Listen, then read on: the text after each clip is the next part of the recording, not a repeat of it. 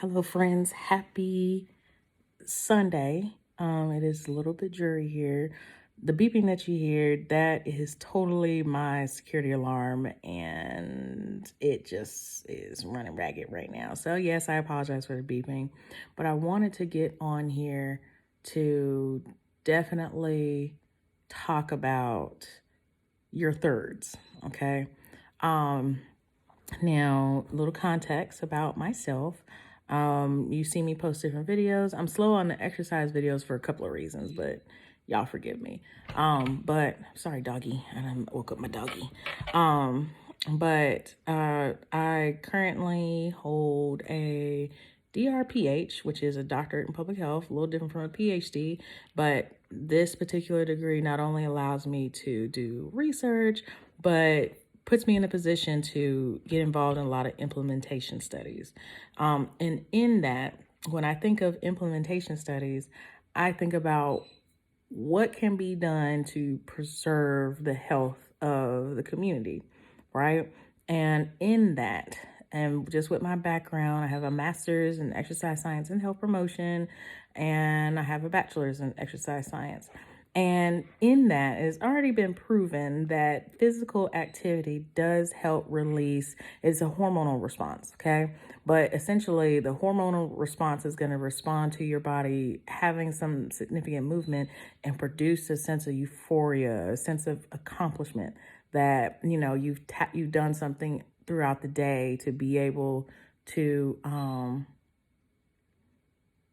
sorry, I'm watching this Law and Order is so amazing. But anyway, um but when we're addressing exercise and physical activity, it's something that makes you feel good, it's something that makes you feel accomplished. And that's why in anybody that I work with, I encourage goal setting. Okay, we do both short term and long term. Okay, because if you just out here working out and you just shooting in the air, it's gonna be like shooting in the air. I don't know what I'm doing.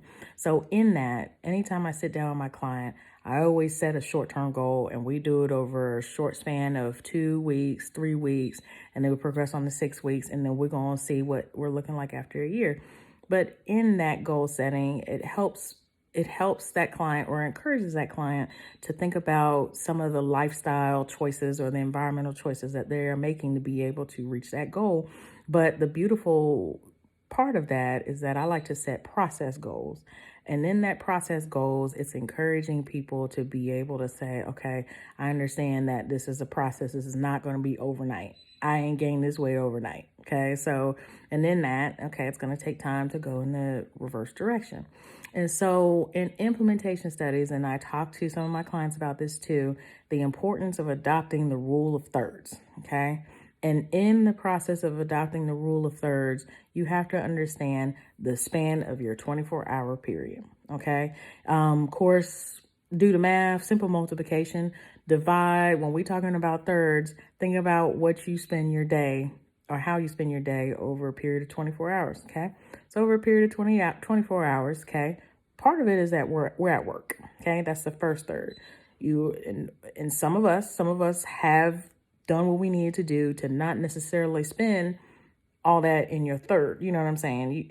If you're self-employed, and let's say all you need to do is spend 4 hours a day doing your business, and you make whatever, triple my salary, triple somebody else's salary to do it, then you definitely have afforded the luxury of time. And that's a blessing. Okay. And so, but some of us who are out here pushing in these 8 hours, technically, I don't really put in 8 hours, but I make sure that what I'm creating is very productive. So, and that's just by profession that I'm currently in. But first third, work. Okay. So when you're in your first third, you're just simply just saying to yourself, like, hey, I gotta go work 8 hours. That's what it is. All right. Your second third, sleep. Okay. So in most people's households, some people really struggle with sleep. Some people struggle with relaxation. Totally understandable. And there's various reasons as to why a lot of people struggle with that. Okay. The first third is coming into your personal life. Okay. Or vice versa. There might be some other things going on. Okay. And so people tend to struggle with sleep because the first third is kind of over dominating them. They got stuff to do. They're moving past a third and they're going into a work day might be a half. You know what I'm saying? Might take up more than 8 hours. And so, or it's just not productive, not conducing, hormone dysregulating 8 hours on the first third. So second third, a lot of us struggle with sleep. I say us because that was me at one point, just really struggling with sleep, really struggling to relax, because I had so much stress on my mind. And because of the lack of sleep that I was not getting, or the quality sleep, my blood pressure was through the roof. Okay. You know, weight is fine, weight is manageable, but my blood pressure was off the hook. So there's that. Okay. So that we just addressed the first 2/3. Work, you're at work 8 hours and you sleep 8 hours. Okay. So we'll talk about the quality of that on a whole nother video, because when I think about being, and this is real, when I think about being a Proverbs 31 woman, you gotta get up early. But in getting up early, you gotta go to bed early. Okay. You don't need to be out all types of hours at night. I was told a long time ago, ain't nothing after dark out there for you but two-legged rats and four-legged rats. But anyway, neither here nor there. So let's talk about the last thirds. Can you guess what that is? Oh, you don't know? That's because it's whatever it is that you want to be. It could be in that third, you could in that last third. Now, trust me, you only need, I know some of y'all be in the gym 2-3 hours. You only need an hour, because anything past an hour, you're wasting your time. Okay. Unless you are training for an event, an Olympic event, a bodybuilding event. If you ain't set that as your goal, 1 hour, be done. Okay. So that's just merely a very small portion of that last eighth. Okay. You might be working on a business. Okay. You might be trying to grow a business. Whatever the case may be. You might be wanting to spend that third with your family. Okay. I will tell you this. Sometimes when family life over consumes that last third, it could be a struggle to manage the other 2/3. Okay. When you have stress in your life, or excessive stress that dominates that whole last third, hear what I'm saying. It will be a struggle to manage the other 2/3. Okay.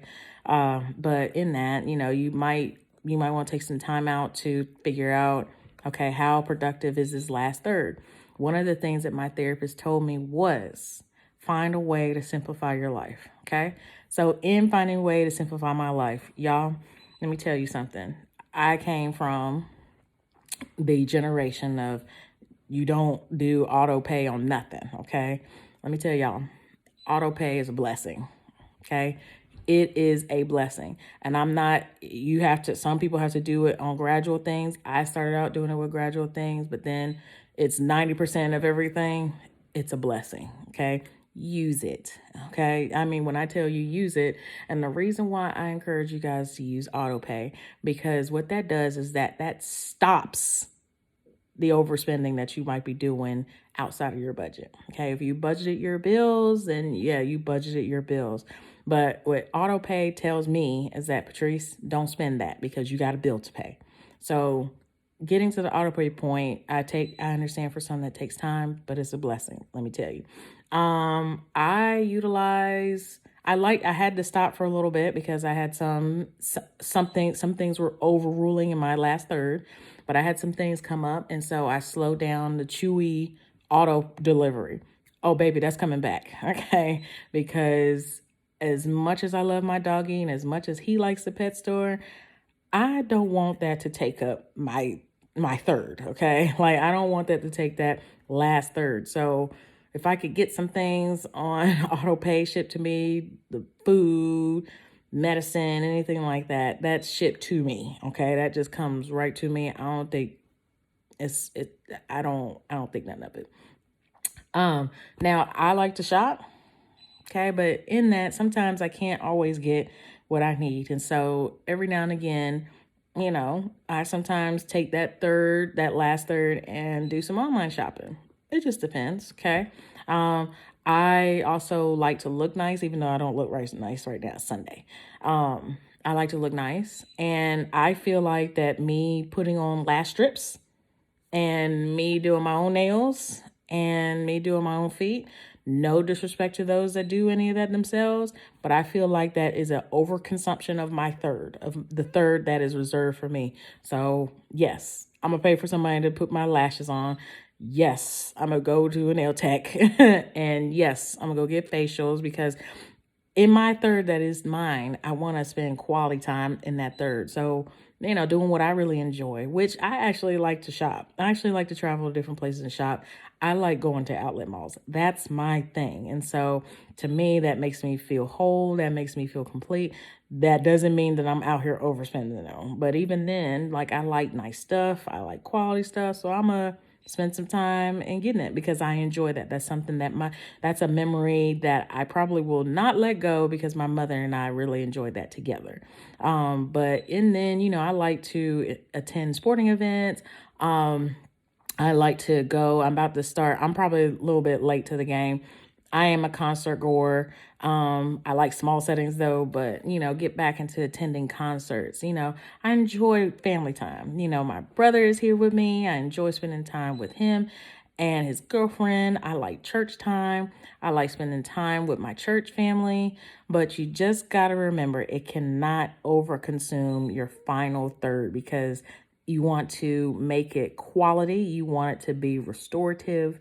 And you don't really want a lot of interruptions. But when everything else that is distress, that is over consuming your final third that belongs to you, it's gonna go into the other thirds because look at it like an overflow. Okay, you got 3 bottles here. Okay, let's say this is the work bottle, this is the sleep bottle, right? But you have, the U-Time bottle. Okay, you keep pouring into the work bottle and you're overflowing and it's pouring and it has to overflow into the personal and the sleep bottle. Okay. So, and then now they got a term out called bed rotting. So I'm not going to put that finger down, put the other 2 down because that's my middle finger. But, when you think about this finger right here, okay, in that sleep finger, because you're not able to get as much sleep, you're slowly diminishing that and everything else is overflowing, but you're losing the volume of sleep, the quality of sleep that you're having. And then you think about the last one, the ring finger, where it was the whatever it is you choose on that 8th. Okay, you start pouring into, we don't want to bed rot. All you do is sleep all day. You don't need to sleep all day. All you need is 8. And essentially you're pouring into everything else.